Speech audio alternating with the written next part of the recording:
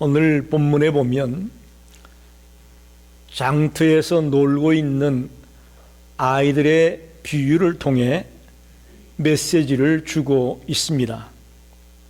장터에서 놀기 위해서 모인 아이들 중에 이제 한 친구가 결혼식 놀이를 제안했습니다.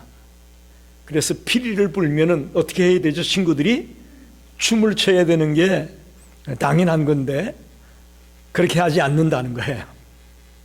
이번에는 장례식 놀이를 하면서 한 친구가 곡을 하게 되면 따라서 같이 곡을 해야 되는데, 울어야 되는데 친구들이 따라하지 않는다는 겁니다. 무슨 얘기냐? 예수님 당시에 율법사와 또 바리새인들은 아무리 예수님이 말씀을 외쳐도, 또 아무리 세례 요한이 말씀을 외쳐도 반응하지 않았다는 것입니다. 그 당시 사람들의 무감각한 영적인 상태를 이렇게 지적하고 있습니다. 여러분, 결혼식 놀이를 하건 장례식 놀이를 하건 장터에서 어떤 놀이를 친구들이 같이 하게 되면 같이 따라 하는 것이 정상적인 모습입니다. 그런데 전혀 반응하지 않는, 피리를 불어도 춤추지 않고 곡을 하여도 울지 않는 무반응한, 무감각한 그런 아이들이 있었다는 것입니다. 이게 바로 그 당시 유대인들의 영적인 상태가 그랬고, 또 그들의 실상이 꼭 그와 같았다고 비유해서 말씀하고 있는 겁니다. 예수님 당시의 사람들은 매우 이기적이고 또 영적으로 메말라 있었습니다. 그걸 주님은 잘 아셨습니다. 말로는 하나님의 백성이다, 하나님의 택한 백성이다 라고 했지만 그들의 영혼은 메말라 있었고 무감각했고 영적인 일에 무관심했던, 그야말로 자기중심적인 삶을 살아가는 유대인들을 주님은 지적한 것입니다. 여러분, 우리는 어떻습니까? 예수님 당시에 유대인들이, 특히 바리새인들이나 율법사들이 그런 모습이었는데 오늘 우리는 어떨까요? 영적으로 민감하고 영적으로 깨어있고 영적으로 정말 충만한 그런 상태에 있을까요? 우리는 본문의 말씀을 통해서 우리 자신을 돌아보기 원합니다. 예수님 당시의 사람들만 무감각한 자가 아니고 오늘 이 시대도 너무나도 영적으로 무감각한 자들이 많이 있다는 것을 우리는 인정해야 됩니다. 오늘 본문에 보면 세례 요한이 나타나서 회개의 세례를 선포하고, 또 그는 굉장히 금욕적인 삶을 살지 않았습니까? 그래서 공의의 심판을 선포하고 회개하고 돌아오라고 말씀을 외쳤습니다. 그랬더니 사람들은 세례 요한을 보고 뭐라고 그랬느냐? 오늘 본문에 보니까 귀신 들렸다고 그랬어요. 여러분, 참 중요한 말씀이에요. 우리가 보기에는 세례 요한의 삶이 도전이고 참 우리가 그렇게 살아야 되는데 우린 못 살았구나 라고 깨닫는 것이 바른 깨달음 아닐까요? 그런데 그 당시 사람들은 세례 요한이 그렇게 하니까 세례 요한을 보고 귀신 들렸다고 그랬어요. 또 반대로 예수님은 와서 천국 복음을 전하고 소망을 전하고 또 많은 사람들을 만나서 교제했습니다. 복음을 전하기 위해서. 그랬더니 예수를 향해서는 뭐라고 말하느냐? 먹고 마시는 것을 탐하는 자요, 죄인들의 친구다. 예수님이 먹는 것만 좋아하고 죄인들의 친구가 되어가지고 잘못된 삶을 살고 있다고 비난을 하고 있습니다. 이것이 바로 당시 바리새인이나 율법사들의 영적인 교만이고 또 영적인 무관심, 또 영적인 무감각의 모습을 증명하는 것입니다. 장터에 아이들이 놀 때에 같이 어울리지 못하고 동떨어져 있던 그런 아이들과 같은 그런 모습이 바로 당시 유대인들의 모습이었음을 지적합니다. 오늘 영적 무감각의 시대, 우리가 살고 있는 이 시대가 영적인 무감각의 시대인 것을 한번 깊이 생각해 보려고 합니다. 첫째는 이 시대는 물질주의에 빠진 시대다, 이렇게 말할 수 있습니다. 물질주의에 빠졌다. 여러분, 행복이 뭘까요? 행복이 어디에 있습니까? 물질적으로 넉넉하면 행복할까요? 말씀이 없으시네. 행복은 소유가 넉넉하고 물질이 풍요롭다고 오는 것은 아닙니다. 그럼에도 많은 사람들은 눈에 보이는 물질에 포커스를 맞추고 눈에 보이지 않는 생명에는 별로 포커스를 맞추지 못하는 안타까움을 보게 됩니다. 오늘 현대인들은 물질로 행복의 기준을 따집니다. 그래서 돈이 많으면 그 사람 행복하겠다. 돈이 없고 가난하다. 그 사람 불쌍하다. 이렇게 물질로 기준을 삼습니다. 모든 성공의 기준이 물질로 잡혀버리고 말았습니다. 예수님 당시의 유대인들도 하나님 백성으로서의 그런 감사와 자부심 이런 것보다는 물질의 풍요에 더 관심을 가졌습니다. 그래서 구약 성경에 메시아가 올 거다, 메시아가 올 거다 그렇게 예언했잖아요. 유대인들은 어떤 메시아를 기다렸을 것 같습니까? 목수의 아들로, 가난한 목수의 아들로 초라한 모습으로 그렇게 나타나는 예수를 기다렸을까요? 그들은 아니에요. 그들은 화려한 옷을 입고 멋진 왕과 같은 그런 모습으로 메시아가 올 것을 기대했단 말이죠. 즉 예수님 당시의 유대인들은 벌써 물질주의에 빠져 있었습니다. 지금 이 시대의 사람들은 그 당시 사람보다 훨씬 더 저는 물질주의에 빠져 있다고 봅니다. 여러분, 우리가 예수 믿는 게 왜 예수 믿습니까? 한번 물어봅시다. 돈 많이 벌고 성공하고 세상에서 잘 나가기 위해서 예수 믿습니까? 그럼 여러분 잘못 오셨어. 죄송하지만 그것 때문에 오셨다면 잘못 오셨어요. 우리가 예수 믿는 것이 물질적으로 풍요롭고 세상에서 떵떵거리고 잘 살려고 예수 믿는 거 아니에요. 근데 과거에는 그렇게 가르치는 게 많이 있었어요. 예수 믿으면 축복받는다. 예수 믿으면 성공한다. 예수 믿으면 출세한다. 예수 믿으면 좋은 대학 간다. 예수 믿으면 좋은 데 시집 간다. 이런 얘기 많이 듣고 자랐어요. 그렇게 따지고 본다면 성경에 나와 있는 위대한 신앙의 선배들은 다 실패자요. 다 실패자요. 우리가 예수 믿는 것이 부요 때문에, 재물 때문에, 물질 때문에, 성공 때문에 예수 믿는 건 아닙니다. 우리의 영이 살고 우리의 삶이 회복되고 우리가 진정한 구원을 얻기 위해서 예수 믿고 교회에 다니는 것입니다. 하나님의 구원받은 백성으로서 물질보다도 영생의 기쁨을 더 먼저 추구하는 저와 여러분이 되기를 간절히 원합니다.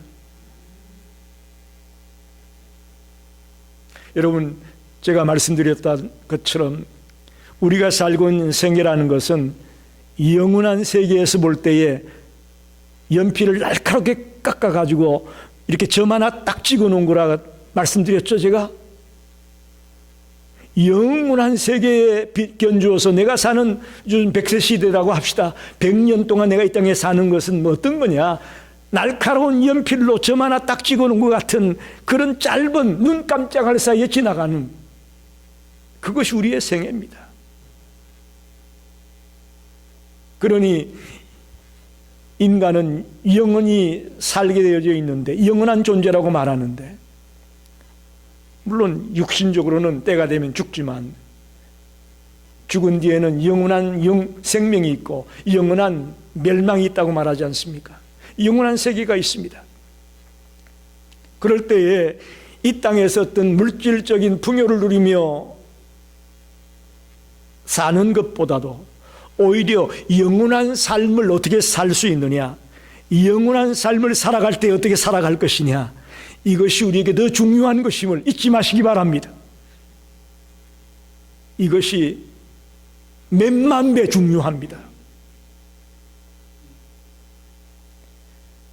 두 번째는 이 시대는 공감을 잃어버린 시대다, 이렇게 말할 수 있습니다. 공감을 잃어버렸다. 여러분, 누가 잘 되면 박수 쳐주고 축하해주고 그래야 되는데, 요즘은요, 누가 잘 되면 뒤에서 흉을 보고 욕을 하죠. 공감을 잃어버렸습니다. 공감이라는 말은 영어로 empathy, 그렇게 말하는데, 상대방의 감정을 같이 느끼는 것입니다. 지금 세계적인 사회 사상가인 제레미 리프킨이라는 사람이 공감의 시대라는 책을 썼습니다. 그 책의 첫 번째 챕터에 이런 글이 실려져 있습니다. 1914년 12월 24일 프랑스의 플랑드르 지방에서 있었던 사건을 기록하고 있습니다. 제1차 세계대전이 일어난 지 5개월이 지났습니다. 그리고는 독일군과 영국군이 30m에서 50m 정도의 거리를 두고 참호를 파고, 참호, 숨을 수 있도록 땅을 깊이 파고 양쪽으로 지금 대치해 있는 거예요. 이 전쟁터에 땅끝이 가지고 해가 뉘어져 가니까 12월 24일이잖아요. 독일군 병사들이 자기네 나라에서 위문품으로 아마 크리스마스 추리를 보내준 모양이에요, 아이들이. 그래서 그 가져온 추리를 갖다가 설치를 하고는 초를 거기다가 불을 켜기 시작을 하는 거예요. 그리고는 병사들이 캐럴을 부릅니다. 또 고요한 밤 거룩한 밤 노래를 불렀습니다. 영국군 병사들이 황당한 거예요. 이 전쟁 와중에 이게 뭐하는 짓이냐. 넋을 잃고 바라보다가 갑자기 영국 병사들이 막 박수 치는 거예요. 적군이 추리를 켜는 걸 보고 박수를 쳤어요. 꼬리어는 막 한호성까지 울려 퍼졌습니다. 그리고는 급기야는 이번에는 영국군 병사들이 캐럴을 부르기 시작했어요. 그러니까 그 소리를 들은 독일군 병사들이 또 막 박수를 치고 환호를 하는 거예요. 그러던 순간에 몇 명의 병사들이 참호에서 나와가지고 저기 있는 곳으로 걸어가는 거예요. 근데 마찬가지로 독일군 병사들도 그 참호에서 나와서 걸어가는 거예요, 상대방을 향해서. 그러자 갑자기 수백 명의 병사들이 참호 속에서 나왔습니다. 더 나아가 양쪽에 수천 명의 병사들이 나와서 서로 걸어갔습니다. 그리고는 만나가지고 악수를 나누고 가지고 있던 담배를 건네주고 또 가지고 있던 비스켓을 건네주고 자기 지갑에서 사진을 꺼내가지고 우리 가족 사진이라고 사진을 보여주고 또 자기 고향이 어디라고 고향 이야기를 하고 지난해에는 크리스마스 때 어떻게 보냈다고 크리스마스 얘기를 하고 아주 이상한 일이 벌어졌어요. 죽느냐 아니면 죽이느냐 하는 그런 심각한 전쟁통에 이런 일이 벌어졌어요. 여기서 이 리프킨이라는 사회 사상가는 이렇게 말합니다. 아무런 거리낌이 없는 진정한 인간의 모습을 찾는 순간이었다. 아무런 보상도 바라지 않고 오로지 동료 인간과의 유대감에 대한 갈망에서 이런 행동이 나왔다. 이것이 바로 공감이다 그랬어요. 이것이 바로 공감이다. 그렇습니다. 인간은 이 땅에 혼자 살 수 없습니다. 인간은 사회적 동물이라고 말하죠. 혼자 사는 것이 아니고 함께 살아가는 존재입니다. 하나님의 사람들은 이 사실을 늘 잊지 말아야 됩니다. 함께 잘 살려면 뭐가 필요하냐? 공감이 필요합니다. 공감이 필요해요. 오늘날에는 잔치집에도요 기쁨이 별로 없답니다. 한국 같은 경우 부주 돈 내고 빨리 그 밥 한 그릇 먹고 가는 거요. 기쁨이 없어요. 또 장례식에 가도 마음에는 눈물이 없답니다. 현실에 빠져 살다 보니까 마음을 잃어버렸어요. 공감할 줄을 몰라요. 특히 지금 시대는 경쟁시대 아닙니까? 무서운 경쟁시대가 되다 보니까 공감을 상실했습니다. 공감을 잃어버렸어요. 공동체는 생각을 못하고 자기만 살아남으면 된다라는 생각이 강하다 보니까 공감할 줄 모르는 거죠. 그래서 사람들이 서로 마음을 이해해주고 공감해주기를 싫어합니다. 이게 현실입니다. 아이들이 장터에서 놀면서 결혼식 놀이할 때 피리 불면 춤도 추고 같이 어울려야 되는데 그거 못해요. 장례식 놀이를 할 때 막 고글하고 우는 척하면 같이 울어줘야 되는데 그런 걸 못한단 말이죠. 이게 공감인데 공감을 잃어버렸어요. 이 경쟁사회가 공감을 잃어버린 사회로 바꾸어 놓고 말았습니다. 우리 성도들께 당부합니다. 우리 하나님의 백성들은 공감하며 살아야 됩니다. 내 옆에 있는 형제자매와 진정으로 같은 마음을 품고 같이 나눌 줄 아는 공감의 시대에 살게 되기를 간절히 소원합니다.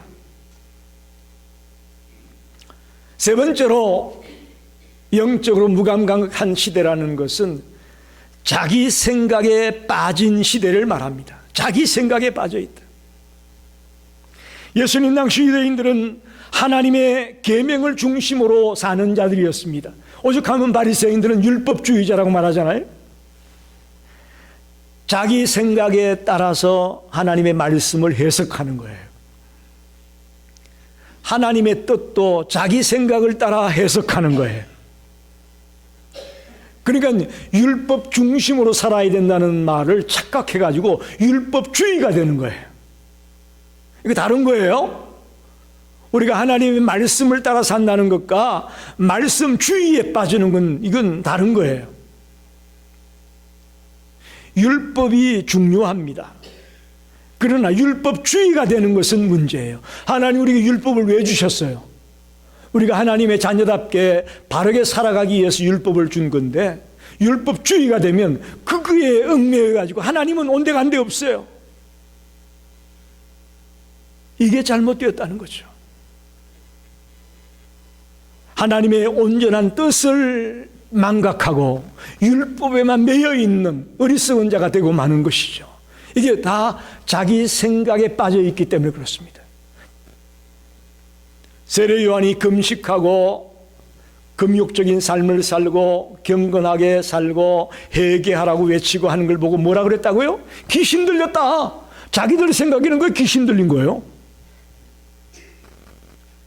예수님이 희망의 복음을 선포합니다. 구원의 복음을 선포합니다. 죄인들을 구원하려고 구원시키려고 전도하려고 죄인들과 같이 밥을 먹고 그럽니다. 그랬더니 먹고 마시는 것을 탐하는 자고 죄인들의 친구다. 쟤는 구세주가 아니야? 이렇게 나가는 거죠. 이게 바로 자기 생각에 빠져 있는 바리새인들의 모습을, 유대인들의 모습을 지적합니다. 오늘도 마찬가지입니다. 오늘도 사람들은 매사를 자기의 생각에 따라 해석합니다. 하나님보다도 항상 자기 생각이 더 위에 있습니다.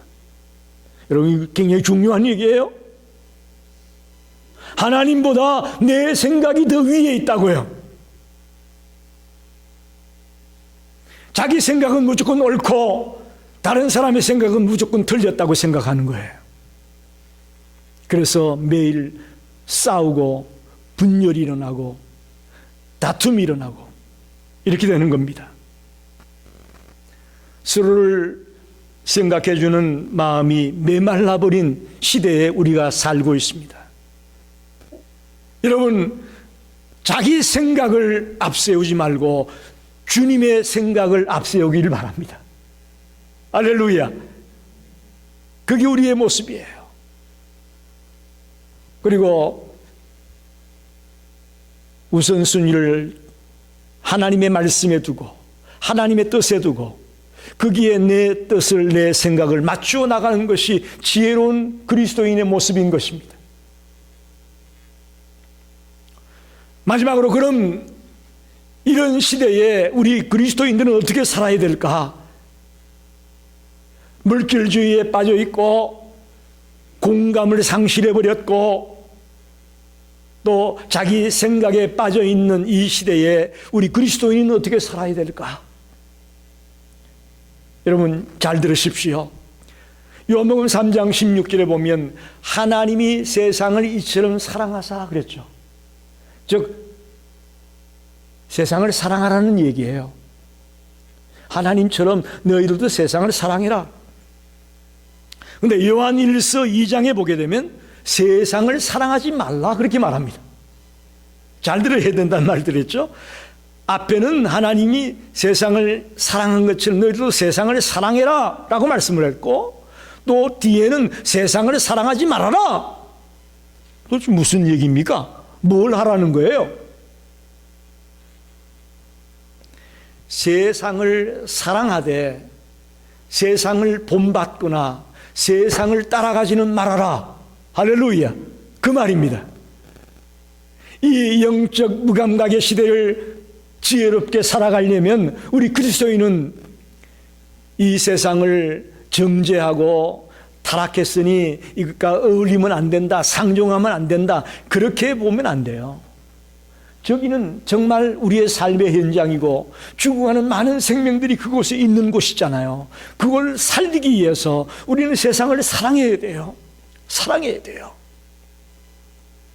그런데 그들이 살아가는 것처럼 그들을 쫓아가고 그들을 본받고 그들을 따라가는 그런 행위를 하는 것은 절대 금지해야 된다는 것입니다. 적극적으로 사람들에게 하나님의 사랑을 베풀고 주님의 사랑을 나누어주는 그런 사랑의 삶을 살아야 되지만, 그들이 가는 길과 같은 그런 길로 똑같이 쫓아가는, 그들이 우리를 따라오고 우리를 본받게 만들어야 될 텐데 오히려 우리가 따라가는 그런 기현상이 벌어져서는 안 된다는 것입니다. 우리가 알고 있는 한국의 초대 교회사를 보게 되면 처음 한국 교회는요, 많은 세상 사람들이 교회로 몰려왔고 교회를 본받고 싶어 했고 예수 믿는 자를 닮고 싶어 했고, 할렐루야. 저기에 가면 희망이 있다, 저기에 가면 살 길이 있다, 저기에 가면 정말 기쁨이 넘친다, 그런 놀라운 원동력이 교회 안에서 나왔습니다. 근데 요즘은 반대가 되고 말았어요. 교회에 가면 고리타분하고 교회에 가면 재미도 없고 밖에 나가면 신나는 것도 많고 재밌는 것도 많고 반대가 되고 말았어요. 아닙니다. 세상이 아무리 뭐라고 외쳐도 우리가 살 길은 진리의 말씀을 따라 사는 길밖에 없음을 믿습니다. 아무리 그들이 떠들어도요, 우리가 사는 길은 주님의 말씀을 따라 묵묵히 그 길을 가는 것입니다. 거기에 해결책이 있습니다. 비록 세상으로부터 인정과 칭찬을 못 받더라도 정말 말씀을 붙들고 말씀과 실험하며 한 발자국 한 발자국 디뎌가다 보면 오히려 그들이 우리를 따라오게 되고 정말 하나님을 믿는 자의 삶이 저런 것이구나 하는 도전을 받게 될 것을 믿습니다. 그런 세상을 만들어야 됩니다. 여러분 한번 묻습니다. 영적으로 민감합니까? 아니면 영적으로 무감각합니까? 우리는 영적으로 민감해야 됩니다. 지금도 주님은 성령님을 통해 우리에게 말씀하고 있습니다. 지금도 이 목회자의 입술을 통해 주님 말씀하고 있습니다. 그럴 때에 말씀을 통해서 찔림을 받게 되면 애통해하고 참회의 눈물을 흘리고 놀라운 비밀을 깨닫게 되었으면 박수를 치며 기뻐하며 내가 그 말씀대로 살아가겠다고 막 몸부림을 치는 그런 일들이 일어나야 됩니다. 그게 영적으로 민감한 자예요. 그런데 아무리 말씀을 외쳐도 교회 문 밖에 나가면 다 잊어버렸어요. 가마득히 잊어버려요. 아무리 말씀을 들어도 기쁨이 없고 감격이 없습니다. 기도할 때 눈물로 메말랐습니다. 찬송을 부르는데 뭐 가사가 뭔지 뭐 노래가 어렵다는 생각만 하고 따라 부르고 있습니다. 이건 우리가 영적으로 지금 무감각하다는 거예요. 이 얼마나 찬양은 곡조 있는 기도잖아요. 가사 하나를 생각하면서 부르면 눈물이 날 수밖에 없고 감격이 될 수밖에 없는 것이 찬송인데 우리는 그저 그냥 근성으로 부르고 만난 말이죠. 이게 뭐예요? 영적으로 지금 무감각하고 무관심하고 메말라 있다는 거죠. 예수님 당시에 유대인들만 그런 것이 아니고 오늘 이 시대에 우리도 지금 영적으로 무감각 상태에 있습니다. 오늘 말씀을 통해 저와 여러분이 도전받기를 원합니다. 숨은 붙어 있지만 아무리 만지고 건드려도 반응이 없다면요, 이건 내사 상태라고 얘기한다고 하죠. 혹시 저와 여러분이 지금 영적으로 내사 상태에 있는 건 아닙니까? 여러분 이 말에 도전받아야 됩니다. 내가 영적으로 지금 내사 상태에 있는 건 아니냐? 이름은 교회에, 이름표에, 출석표에 딱 올려져 있는데 과연 내가 그리스도인답게 하나님의 자녀답게 지금 반응하고 있느냐? 물었을 때에 내가 영적 내사 상태에 빠져 있는 그런 모습은 아닌가? 질문하게 되는 것이죠. 말씀을 정리합니다. 예수님 당시의 유대인들은 영적으로 무감각한 사람들이었습니다. 그들은 세례 요한이 아무리 회개를 외쳐도 반응이 없습니다. 예수님이 아무리 사랑을 외쳐도 반응이 없습니다. 한마디로 영적으로 내사 상태에 빠진 사람이었습니다. 그럼 우리는 어떠냐? 나는 어떠냐? 소위 하나님의 자녀라고 불려지는 우리들조차도 예수님 당시의 유대인들처럼 영적으로 무감각한 상태에 있을 수 있음을 오늘 발견하기를 원합니다. 회개를 외쳐도 회개할 줄 모르고 사랑하자고 외쳐도 사랑하지 못하고 살아가고 있는 오늘 나의 모습은 아닌지를 진단하기를 원합니다. 사랑하는 성도 여러분, 영적으로 항상 깨어 있읍시다. 또 영적으로 민감한 자가 됩시다. 그것이 이 21세기를 살아가면서 달려가야 될 우리 성도들의 모습임을 믿습니다. 기도하겠습니다.